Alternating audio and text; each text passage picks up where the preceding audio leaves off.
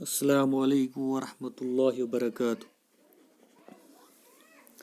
Dear students, today is 5th of June 2020 اور جو ہمارا ٹاپک ہے that is the poem number 5th of your English text book and the name of the poem is Snowdrop. Dear students, کل ہم نے اس poem کی introduction لی تھی. آج ہم اس پوئم کی لائنز کو ایکسپلین کرنے کی کوشش کریں گے. In the very first line, the poet says, "Now is the globe shrunk tight." شاعر یہاں پہ کہتا ہے کہ کڑاکے کی ٹھنڈ کی وجہ سے جیسے کہ زمین کو سکڑا دیا جاتا ہے. اور we can explain it, the whole earth seems to have shrunk tight due to the cold. جیسے پوری زمین کو سردی کی وجہ سے سکڑا دیا جاتا ہے. اور shrunk جو ہے اس کی جو میننگ ہے became smaller. جیسے زمین تنگ ہوتی ہے, زمین کا دائرہ تنگ ہوتا ہے, جیسے زمین کو سکڑا دیا جاتا ہے. It is because of the severe cold, it is because of the severe winter. اور ایک اور امپورٹنٹ بات جو یہاں پہ ہے, جو ورڈ گلوب یہاں پہ یوز ہوا ہے, گلوب کو یہاں پہ ہم ایسا ایکسپلین کریں گے, سنو drop is metaphorically called globe because of its roundness. یہاں پہ سنو ڈراپ کا جو ہیڈ ہوتا ہے دیٹس راؤنڈ, وہ گول ہوتا ہے, اور سنو ڈراپ کو یہاں پہ ڈائریکٹ تشبیہ دی گئی ہے گلوب کے ساتھ, زمین کے ساتھ. اور ایسے بھی ہم اس کو ایکسپلین کریں گے کہ ونٹر جو ہے it has shrunk tight the flower also. اس نے اس پلانٹ کو بھی شرنک کیا ہے. یہ پلانٹ بھی اب ایسی حالت میں ہوتا ہے جیسے کہ کوئی چیز ہمیں سکڑی ہوئی نظر آتی ہے. In the second line, the poet says, "Round the mouse's dulled wintering hot." اب شاعر یہاں پہ ایک چوہے کی حالت کو دیکھ کر چوہے کے بارے میں کہتا ہے, اور ماؤس کی حالت کیا ہوتی ہے, totally in a miserable plight, in a miserable condition. اس کی حالت کچھ ایسی ہوتی ہے سردی کی وجہ سے, اور شاعر اسی لیے کہتا ہے round the mouse's dulled wintering hot. Dulled wintering hot, it means severe winter has reduced the functioning of mouse's heart. یعنی کہ شدید سردی کی وجہ سے یا خوفناک سردی کی وجہ سے ہمیں ایسے لگ رہا ہے کہ جیسے جو چوہے ہوتے ہیں یا جو چوہا ہوتا ہے اس کی دل کی دھڑکن جیسے کمزور ہو گئی ہے. یا ہم ایسا کہیں گے, the terrible cold has dulled the heartbeat of this poor animal. جیسے کہ کڑاکے کی ٹھنڈ نے جو چوہے کی جو ہارٹ بیٹ ہے, اس کو جو دل کی دھڑکنیں ہیں اس پر روک لگائی ہے. dulled means made slow. جیسے کہ اس کی ہارٹ بیٹ کم ہوتی ہے. why؟ کیونکہ شدید سردی کی وجہ سے the animals they can't move. اور اسی لیے یہاں پہ ایک چوہے کی مثال بیان کرتا ہے شاعر کہ چوہے کی جیسے دل کی دھڑکنیں ہی کمزور ہو گئی ہے. اور یہ کیوں ہوتا ہے؟ Because of the severe winter. In the third line, the poet says, weasel and crow as if molded in bronze. शायर कहता है weasel के बारे में, और weasel क्या होता है? A small mammal with reddish brown fur. एक mammal होता है जिसका reddish brown fur होता है, और शायर यहाँ पे weasel और crow के बारे में कहता है as if molded in bronze. अब यहाँ पे weasel और crow के बारे में शायर कहता है as if molded in bronze. अब यहाँ पे एक वर्ड यूज हुआ है that's mold. अगर हम इंग्लिश में कहेंगे mold क्या होता है? A frame on which something is formed, manipulate. ये जैसे कि कोई ऊपर से फ्रेम, जिसको हम उर्दू में बोलते हैं सांचे में डला हुआ, सांचे में डला हुआ, तो हम कैसे इसको एक्सप्लेन करेंगे? और यहाँ पे वीजल और क्रो के बारे में कहा जाता है, शायर कहता है as if moulded in Bros, as if they are covered in the frozen ice, as if they are covered in the frozen ice. इसका मतलब क्या है? क्योंकि फ्रोजन आइस जो होता है कि जब इतनी शदीद सर्दी होती है तो बर्फ जम जाती है, तो ये जो जानवर होते हैं ये इसके नीचे दबे होते हैं. अगर हम ब्रास की लफ्जी मीनिंग लेंगे तो ब्रास क्या होता है? It is an alloy. और एलॉय क्या होता है? साइंस में आप पढ़ते हैं it's homogeneous mixture of to और मोर मेटल्स. तो यहाँ पे क्या कहा गया है? वीजल और क्रो को ब्रास के साथ क्यों तशबीह दी गई है? जैसे कि ये किसी सांचे में डले हुए होते हैं, जैसे इनके ऊपर कोई कवर होता है और ये उसके नीचे होते हैं. कशर पड़िस पड़िस कुछ चीज़ कलाइज करा, और इसी तरह ये असल में फ्रोजन आइस के नीचे होते हैं. They are covered by the frozen ice, वे बर्फ के नीचे होते हैं.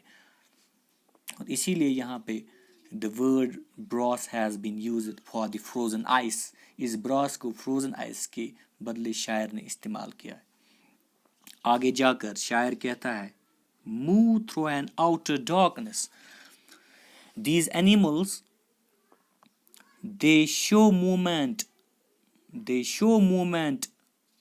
through an outer darkness.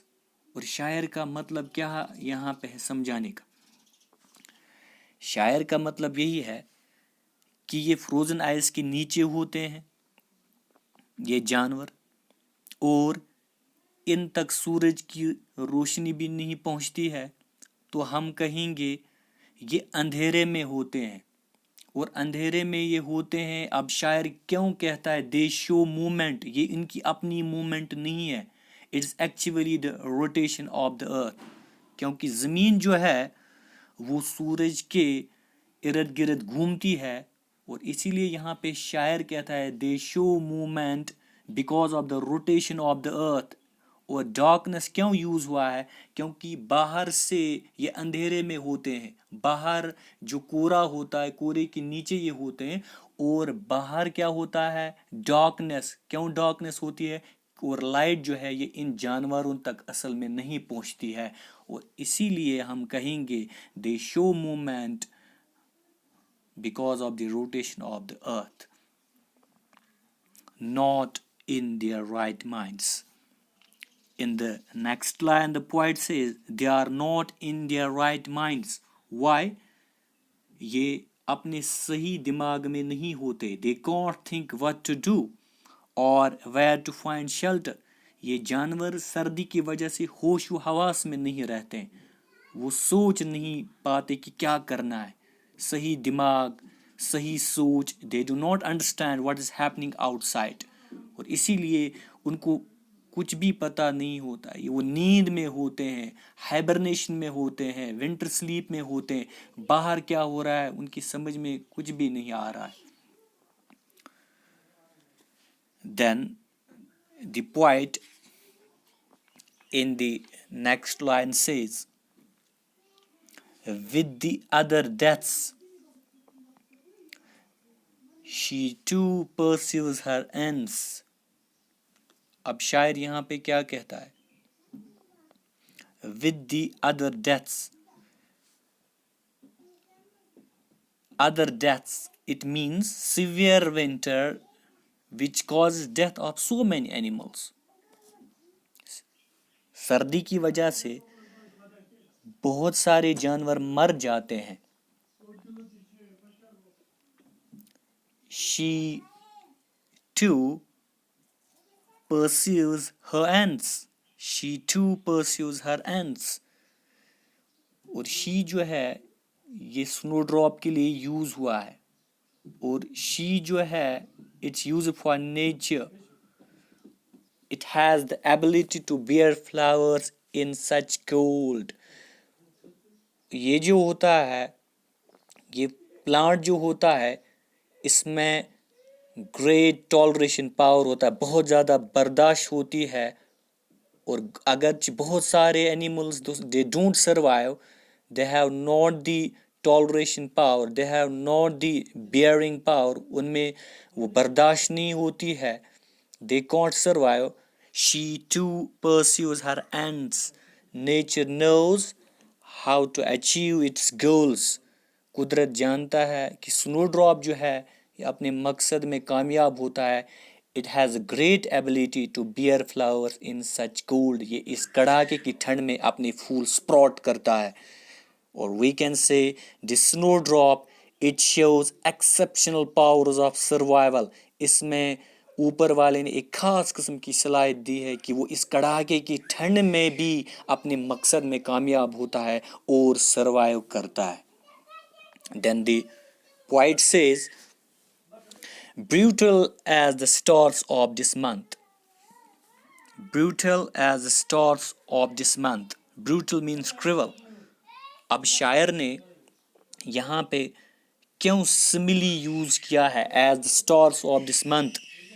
اگر ہم دیکھیں گے ونٹر میں جو stars ہوتے ہیں they don't have any charm, they don't have any attraction, they are emotionless, they don't arouse any emotion in beholder's heart. تو ایکسپیکٹیشنز کم ہوتی ہے. جو ونٹر کے تارے ہوتے ہیں تو how can we explain this line? the stars in this month don't have any charm and arouse no emotion in the beholder's heart. جس طرح یہ تارے ہوتے ہیں اسی طرح سنو ڈراپ جو ہوتا ہے. similarly the snow drop with its drooping head. یہ سنو ڈراپ یہ بھی اتنا خوبصورت نہیں ہوتا ہے. یہ سمجھو کہ جو سردی کے موسم میں جو تارے نکل آتے ہیں انہی کی طرح ہوتا ہے. اس میں اتنی ایموشنز نہیں ہوتے ہیں، اس میں اتنی اٹریکشن نہیں ہوتی ہے. اینڈ دیٹس وائی اس کے سر کو یا اس کے سنو ڈراپ کو ان سٹارز کے ساتھ تشبیہ دی گئی ہے. We can see the snow drop with its drooping head fails to produce any emotion in the beholder.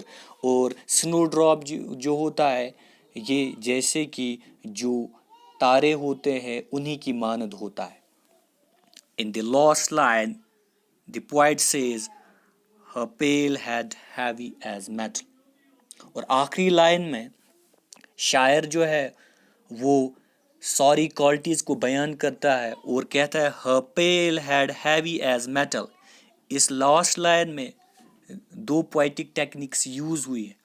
ایک ہے سملی اور دوسری ٹیکنیک ہے دیٹس ایلیٹریشن. اب سملی یہاں پہ یوز ہوا ہے her pale head heavy as metal. اب شاعر نے سنو ڈراپ کے ہیڈ کو اس کے سر کو ایک میٹل کے ساتھ تشبیہ دی ہے. How can we explain this line? It's a very important line of this poem. The pale head is quite heavy. اس کا سر اتنا بھاری ہوتا ہے جیسے کسی میٹل کا بنا ہوتا ہے. It keeps hanging down. یہ اس برف باری میں اس کڑاکے کی ٹھنڈ میں بھی سروائیو کرتا ہے. And it seems to be made up of some heavy metal. اور سچ مچ میں یہ کسی میٹل کا ہمیں لگتا ہے کہ اس کا جو ہیڈ ہے جیسے کسی میٹل کا بنا ہے. اور یہی جو ہیوینس ہے اور یہی جو ہارڈنس ہے this heaviness and hardness of head جو اس کا سر ہوتا ہے سنو ڈراپ کا اس کی جو ہیوینس ہے اس کی جو ہارڈنس ہے is the secret of its strength. یہی ایک راز ایک چھپا ہوا اس پلانٹ کے اندر. اور اسی لیے the snowdrop has been compared with a metal. اور ایک اور ٹیکنیک جو یوز ہوئی ہے آخری لائن میں وہ ہے it's a technique when we can say when words or several words that are closely together they begin with the same consonants. یہاں پہ اگر ہم دیکھیں گے her, had, heavy تو یہ تین ورڈ جو ہے these three words they begin with the same consonant, they begin with H consonant. تو ایسی ٹیکنیک کو ہم انگلش میں alliteration بولتے. such a technique is called alliteration.